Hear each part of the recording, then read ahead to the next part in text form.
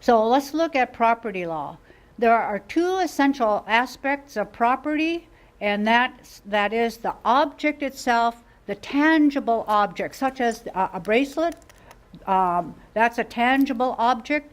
And also the second aspect are the web of social relationship between that defines the relationship between individuals and the object itself and its use and its disposition. Tlingit property law may include two dimensions. It could include the physical object itself and the crest design on the object that may lead to two different owners of an object. For example, I use the Wushkitan screen. Are there any Wushkitans here in this? I don't see any Wushkitan. Well, anyway, in Tlingit culture, the Wushkitan maintained an ownership in the screen itself, the physical screen, but they had a usufruct or a use right to the Thunderbird crest on the screen.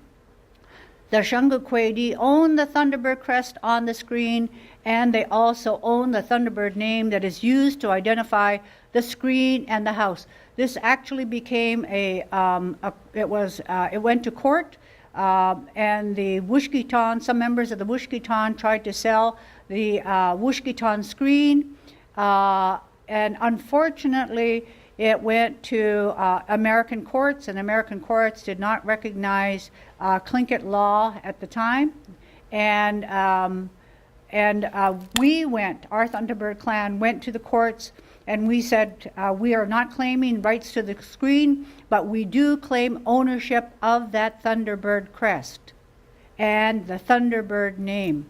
Unfortunately, the clan lost that. There were some people who were claiming it as individual property. They sold it, and but we've just learned that screen is now held in a museum, and I suspect that we may have a repatriation claim on that screen to return that screen.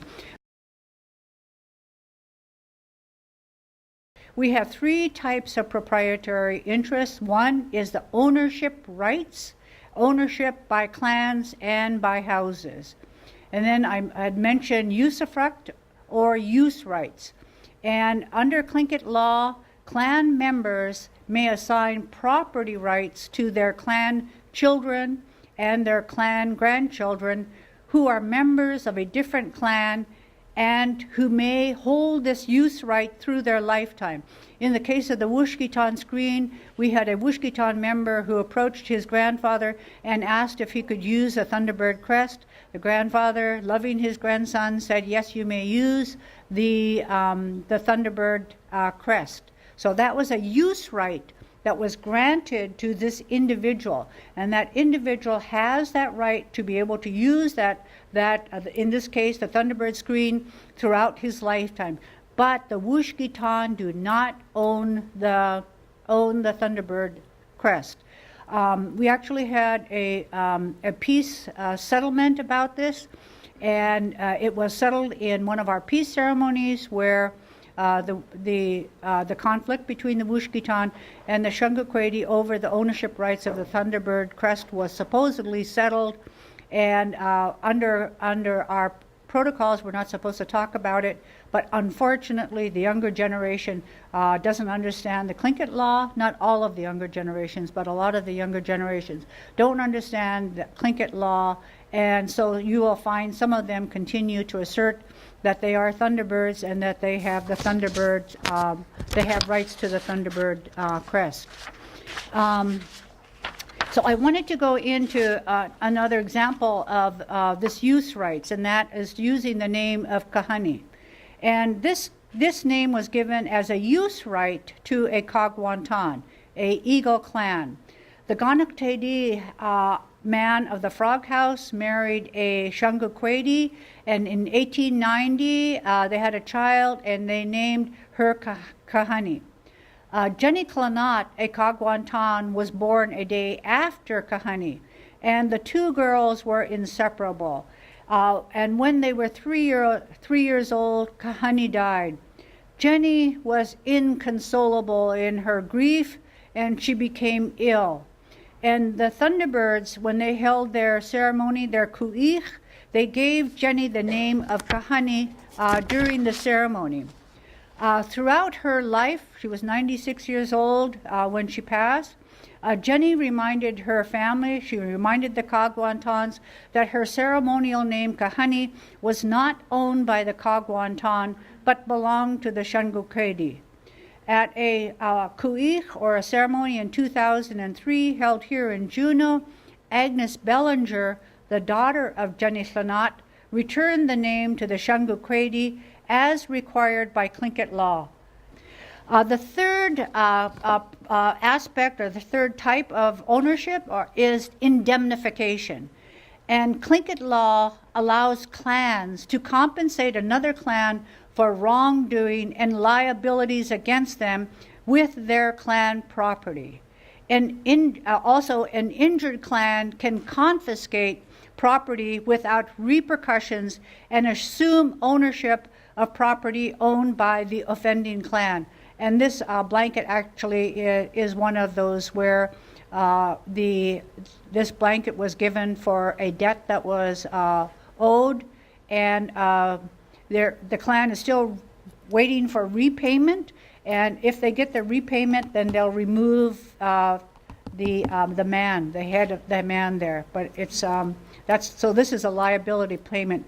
But you could also confiscate, like we did when we took the name Shwatki, and we took the military uniform. We're not the only clan that's done this. We also have the Kagwantan and the Deshitan, who have also taken the military uniform for payment for example, in Angoon. Angoon was bombed by the Navy. All their food stores, houses were lost and in the bombing, and so the Deshitan took the Navy uniform, and every time that they have a ceremony, they will ask, is there anyone from the Navy who will apologize for this liability, for this crime against the Angoon people? They'll say it 3 times. Is there anyone from the Navy? Is there anyone from the Navy who will apologize to the Deshitans for the wrongs that they have committed? No one has come forward from the Navy, and so the Deshitan continue to use the naval uniforms. Now we have clan trustees. The Shadehani, who are clan leaders, and the Hitsati, who are the keepers of the house, hold property in trust for their members.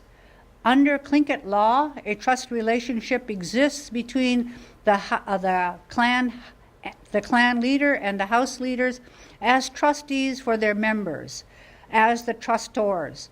The leaders have a fiduciary responsibility to use and protect the property for the benefit of their members. The leaders enjoy a special status.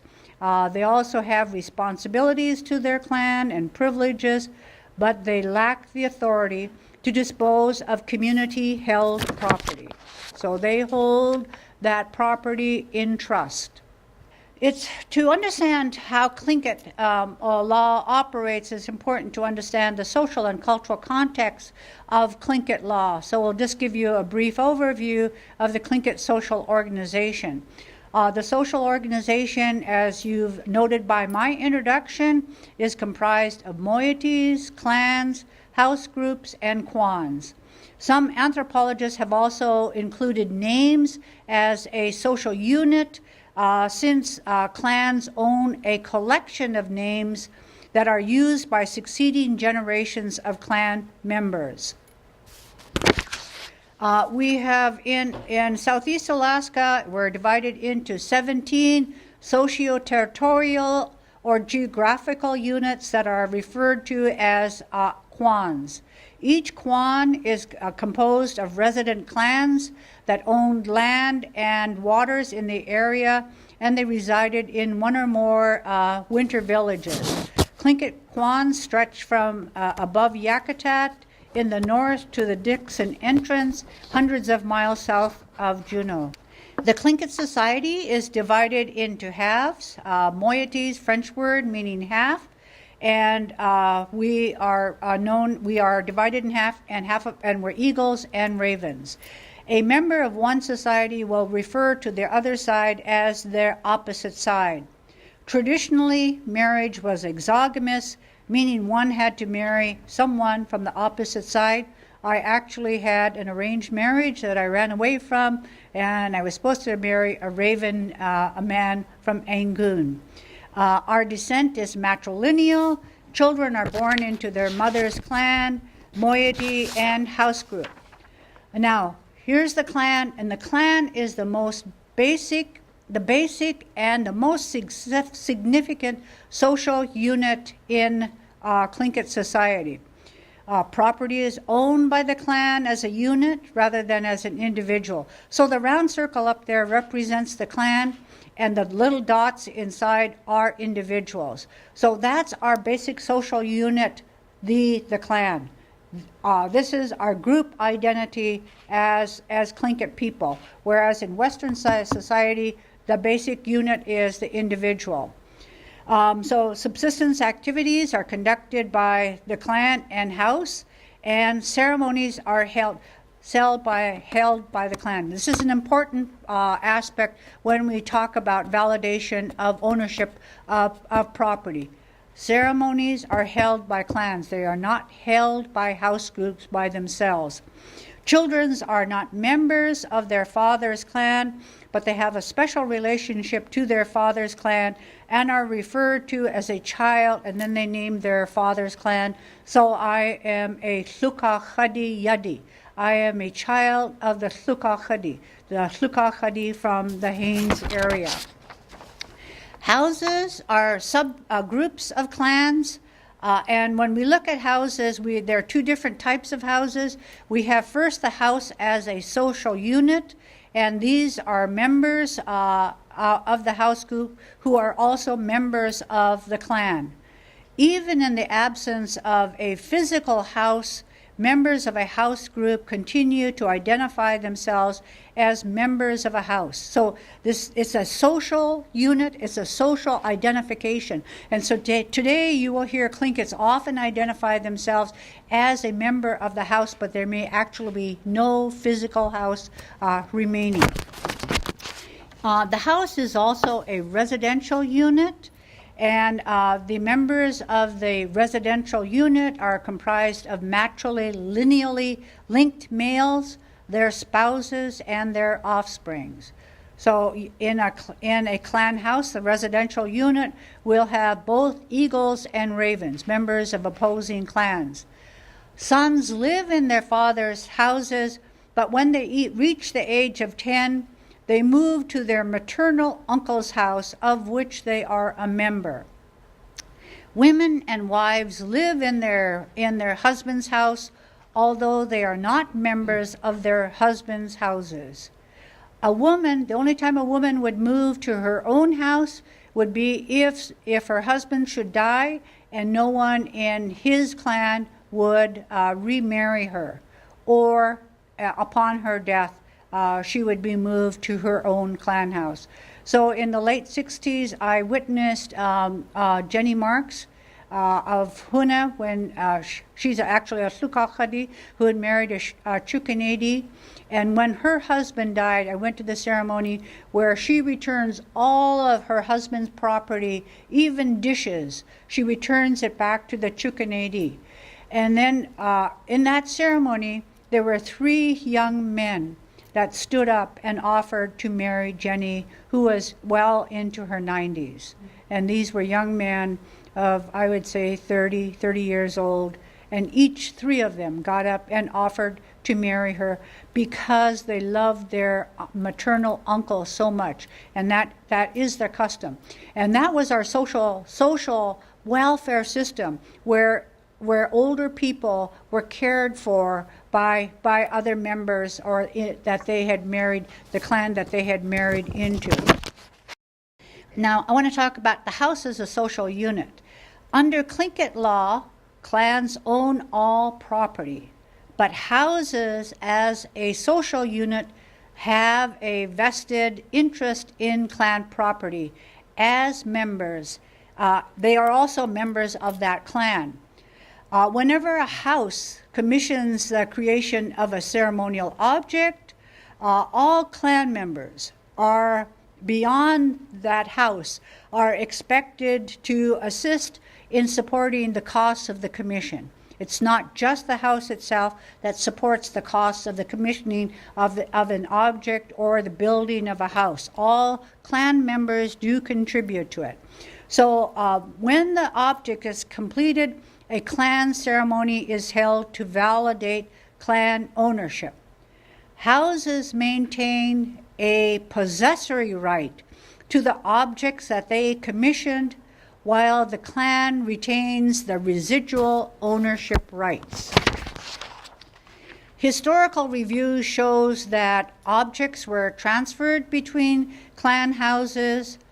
For example, when our clan built a new clan house in Klukwan in 1971, we transferred our Thunderbird crest, our Thunderbird, the sculptured Thunderbird, and the house post that you could see in this photo.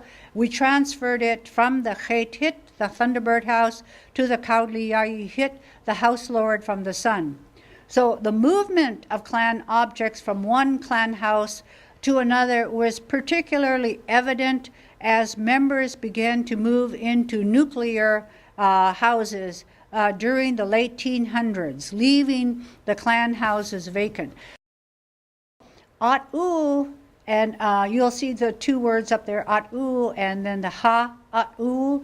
The ha-at'u is possessive, our clan objects, or our clan at'u. At'u is defined as an object owned by the clan that is part of a complex pattern of behavior that governs the relationship between property holders and non-property holders. The initial acquisition of at'u or a crest is often through the death of a clan's person. It was purchased with the life of a clan's person. At'u consists of the crests, ceremonial regalia, objects, and associated songs, stories, and also the geographic site, the site at where an event occurred. For example, we own the Thunderbird, and we acquired that through the death of two young boys who were walking on the beach. We have disputes about whether this was in Yakutat or Haines, and we have stories from both areas. But the two boys, one of them hit something on the beach. It exploded. The two boys perished, and the Thunderbird came for those two boys, and so thereafter we have claimed the Thunderbird as our crest.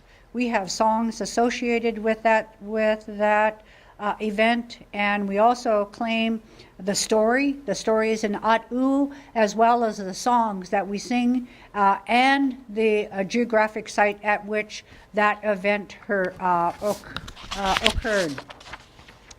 So clans commission the opposite moiety to create an object with a crest design. And I actually have a really good case study of where a clan hat was commissioned for a young man who was, the word that they used at the time was half-breed. They called him a half-breed. He was white and Tlingit, and his clan wanted to validate him or acknowledge him as a Tlingit, so they commissioned the making of a hat, and I was able to document the three ceremonies that occur. A ceremony first when they're doing the commissioning, the ceremony when they go out and get the wood to make the clan hat, and then a ceremony as they're beginning to make the clan hat. But after the ceremonial object is completed, there are two processes that occur in the ceremonial sphere to make a transaction legal, to validate the ownership, and to achieve the at'u status. And those two steps include a ritualized presentation of the object in a ceremony, in which the name and the history of the song of the clan crest and the associated songs are recited or sung. And then the second aspect is a public acknowledgement by an opposite clan. So it's just like going up to file a title.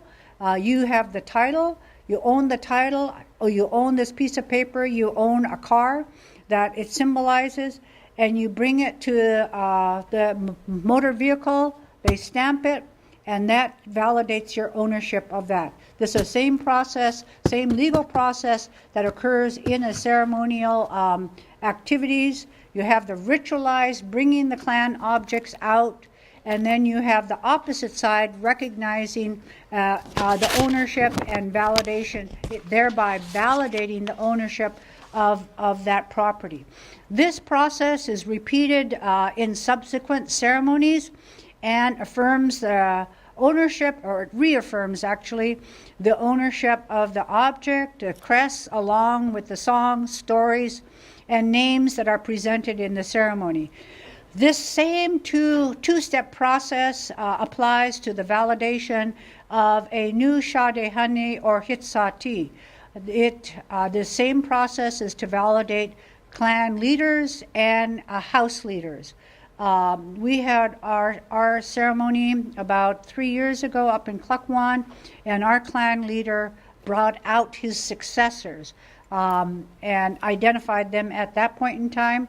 And the opposite side acknowledged that these were the successors to our clan leader, David Katzik.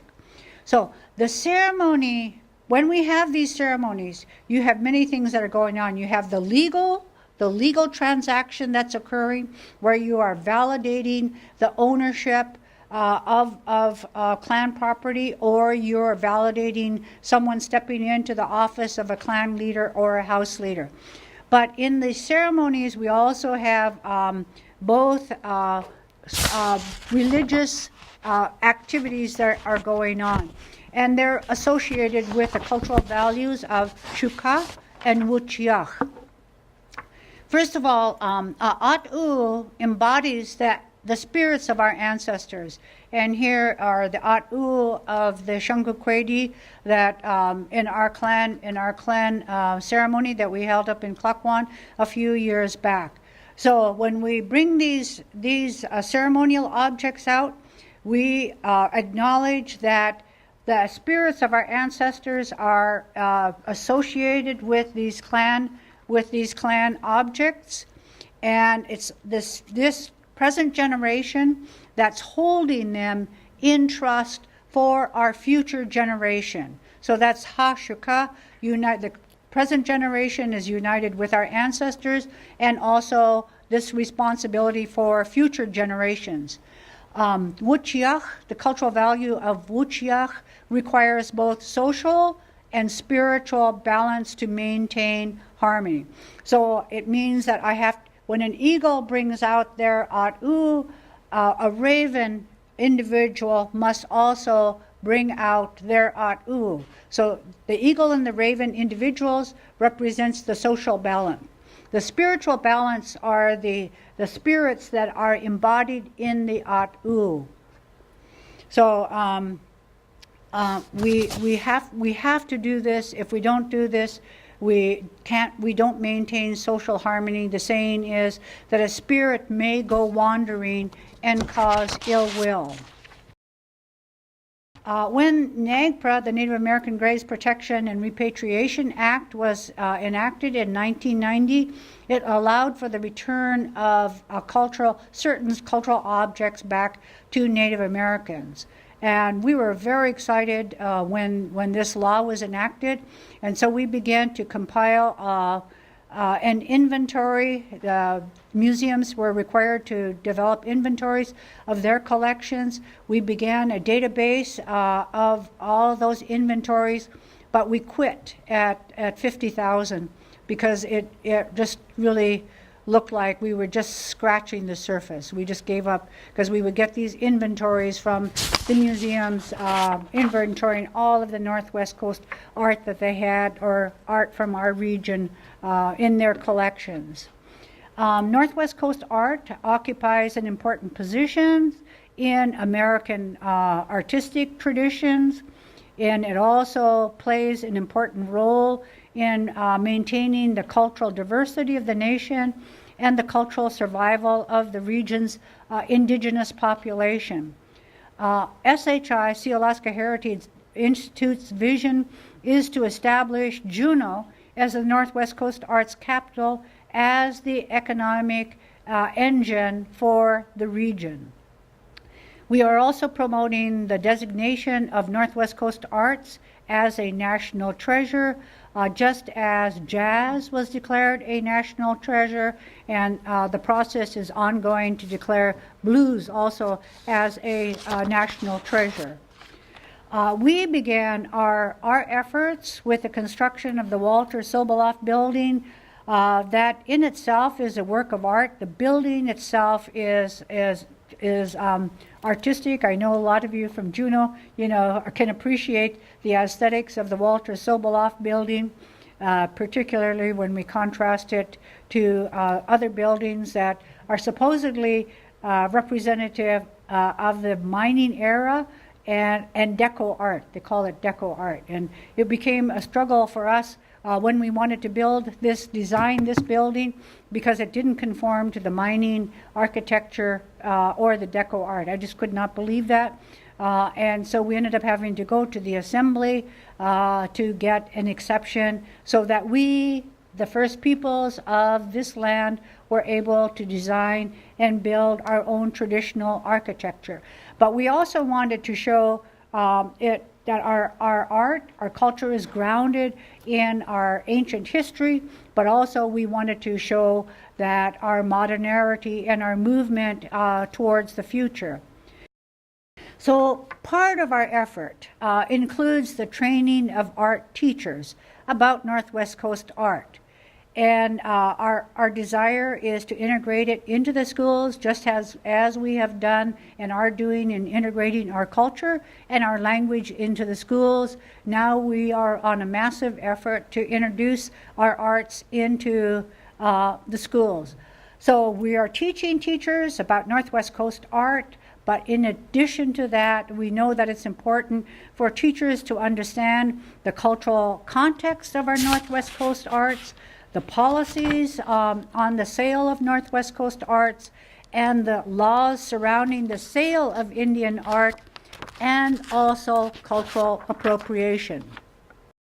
Our policy, SHI's policy, calls for the recognition and the respect of traditional property, laws, and compliance with traditional practices that validate and respect clan ownership of crests, names, stories, songs, and other cultural and intellectual property. Clans can commission artists to make objects with their clan crests, but the artists are not allowed to sell and produce these clan crests. They're not allowed to produce it and sell it in the open art market. However, artists can produce designs using generic form-line designs depicting the eagle, raven, salmon, whales, bears, etc., or basic form-line designs such as ovoids and trigons on products that are made for sale in the open market. So in this photo you see two designs. On the left-hand side you see a sockeye salmon that's within an ovoid. This is an example of a clan crest owned by the Tlingit. And this clan crest talks about two young boys that were taken by the sockeye salmon in Chilkoot Lake. That they have the stories, they have the songs, we have the geographic site. Those are clan properties. That cannot be copied and sold on the open market. It can only be sold to and used only by clan members of the Tlingit unless they grant use rights, like I have been granted a use right to the sockeye as a child of the sockeye. The sockeye on the left-hand side is a generic, what we call a generic sockeye that can be used, sold on the open market. So in order to maintain the quality and integrity of Northwest Coast art, SHI is encouraging individuals or entities that plan to use Northwest Coast art's design to utilize Northwest Coast artists to ensure that designs comply with Northwest Coast art designs and rules. I've said that our art evolved over a 4,000-year period. It has very distinctive rules that governs, and the rules about the shape itself. This is Robert Davidson, and he's teaching, and he says, and my granddaughter's actually training with him as an apprentice, and one of her assignments is to make 10,000 ovoids. And he says, by the time you've made 10,000 ovoids, you should have mastered making ovoids. So, and we know that there's a lot of poor art that is out there. We're trying to teach people about what is good Northwest Coast art, because we want to maintain the integrity of the art. When Robert Davidson told me that our art was deteriorating, I got hysterical. And I said, well, I'm going to run down to Santa Fe and establish a Northwest Coast Arts degree program. And he said, no way. He says, you have to go into the villages and start teaching basic form line. So that's what we've been doing, is going into our villages, teaching, having workshops, just teaching form line designs. The interesting thing that's happened, though, is now you're seeing a lot of just form line design artwork. That came as a result of just teaching what basic form lines are, what the components are. So you're seeing a lot of that on different art, on regalia now. That's a consequence. Whenever you make a change, you can always expect that there's going to be some follow-up, some subsequent change, and that's what we're seeing. Under our laws, clan ownership also applies to songs and stories, and we keep harping on this, that dance groups can sing clan songs if they have members of their dance group that are members of a clan, or if they have been granted a use right to sing a song. But they always have to acknowledge the clan that owns the songs. The same applies to the oral traditions. In plays based on oral traditions, we had to go to our Council of Traditional Scholars and say, this is something that we wanted to do. They said, no, you can't do it because it's owned by clans. So what we did was we selected stories that were owned by multiple tribes and multiple clans. But then we came into conflict with the script writers, because the script writer says, under American law, I would own copyright to a play that I wrote. So we ended up in a compromise. And this is what has to happen when you have two cultural traditions that are meeting, and you want both of them want to survive. But one is dominant, one is not dominant. But we came to a compromise where we agreed that we would hold joint copyright between, it was SHI on behalf of the clans and also the copyright. But we insisted in the contract that the copyright, that the playwright would have to come to us and say, this is where we're going to produce this play. We didn't want them to hold it in a culturally inappropriate place. So it's been working out fine for us. I wanted to add in there that we have these laws about the application of oral traditions, but we also have to be careful that it doesn't violate the cultural norms. For example, you can't be using our people can't participate in theatrical performances if they're still in mourning. Or another thing, when we were starting to teach Tlingit in the schools, we found that people were taking some of the speeches that we had recorded and transcribed, and were teaching around these speeches. But what happens is, when these speeches are made, they're calling on the spirits that they reference in their speech. And so remember, you have to have social, spiritual balance. So we say you can't do that unless you are assured that you will have someone from the opposite moiety offering a similar speech. Cultural appropriation emerged, the whole concept of cultural appropriation emerged in academia in the late 1970s and the 80s as part of the scholarly critique on colonialism.